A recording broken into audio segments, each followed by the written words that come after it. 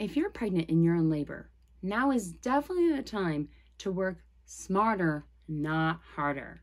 It's already hard work to get out a baby, and you're so close to meeting this sweet little thing you've been dying to see for 9 months. I've heard stories of women pushing for 2, 3, 4, 5 hours to get their baby out. If it takes longer for you to push your baby out than to run a marathon, consider me the next Ironman athlete, because that sounds way better than trying to push out a baby. Hi, I'm Becky. Welcome to Wellness in the Pelvis. I'm a pelvic floor physical therapist and a mom, and I'm here to help you understand more about your body, especially when it comes to your pelvic health. Today, we're going to talk about how to actually push out a baby.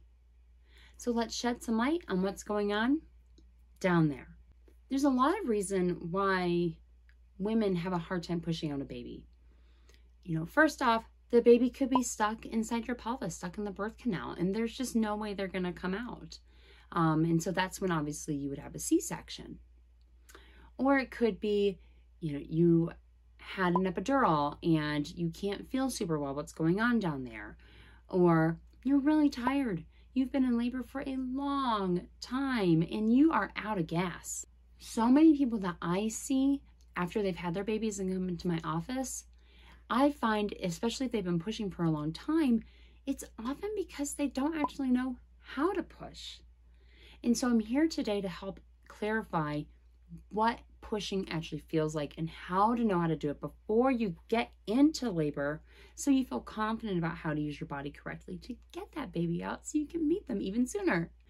The number one thing I want you to start doing right now while you're pregnant, doesn't matter if you're 4 weeks or 40 weeks, start practicing this today. It's an exercise that I call elevators. Your pelvic floor is at rest on the main floor of a building. Going up the elevator would be a Kegel. Resting back down to the main floor. Pushing is going down to the basement. That's the direction that you want to go when you're trying to push out your baby.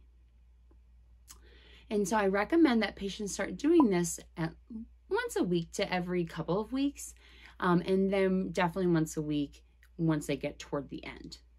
Because as the baby grows and the uterus is getting heavier and heavier on the pelvic floor, the sensation of how to use those muscles changes. And so you need to stay on top of it and know what that feels like as your body's changing. So when it's time to actually get the baby out, you still feel really confident about what to do.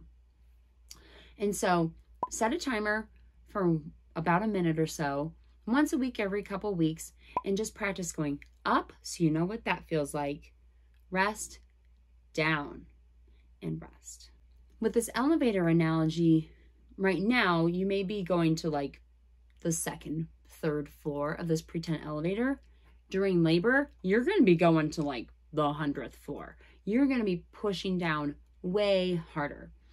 You don't necessarily need to practice pushing that hard before you have the baby, because you're not trying to get the baby out yet. But just being able to know what down feels like is really important. So start doing that today. Another thing that you can start practicing too is the noise that you make when you're pushing. There are a lot of different approaches to how to get a baby out. And this is the advice that I would give as a PT for a lot of different reasons, but then also from my own laboring experience, what was recommended to me by the delivery nurses and my doula. And so I agree with them with this advice. A lot of times in the movies, especially, you'll see when someone's pushing, they're gritting their teeth, fist clench, and eyes closed, and it's not pretty. Not that you need to be a beauty queen when you're trying to push out a baby. Now's not the time for that. Although you are, of course, beautiful, my dear. Gritting your teeth and clenching everything actually makes it harder for you to get the baby out. Yes, you do need to use your muscles. You need to push and bear down and use your abs, use your arms, and push. But if you start clenching your teeth, clenching your fists, clenching your shoulders, you may actually be clenching your pelvic floor too. And that would be going up that elevator instead of down, trying to push but not grip, if that makes sense. Try to keep those fingers loose, keep that jaw from clenching, and stay as relaxed as possible. Going along with that gritting your teeth or clenching your muscles is also holding your breath. Do not hold your breath. When you hold your breath, the reason why people recommend holding your breath is because it's helping push pressure down through the chest and the belly onto the uterus to get that baby out. But that can actually lead to injuries. It can cause a pelvic organ prolapse, which is when the uterus or the bladder or rectum fall into the vagina. So you may be damaging some organs or those support structures that hold them up. You're also decreasing the blood supply that you get to your body. Holding your breath reduces oxygen. You need to be breathing. You need that oxygen to be flowing to those organs to help get baby out. And so when you feel those contractions coming on, take a big breath in and then make a low moaning sound. That will ensure that you're not closing off the throat. You're allowing blood and air to come through all the way to your organs, and you will still have a good amount of downward pressure to help get baby out. And so when I say a low moan, I mean something like this.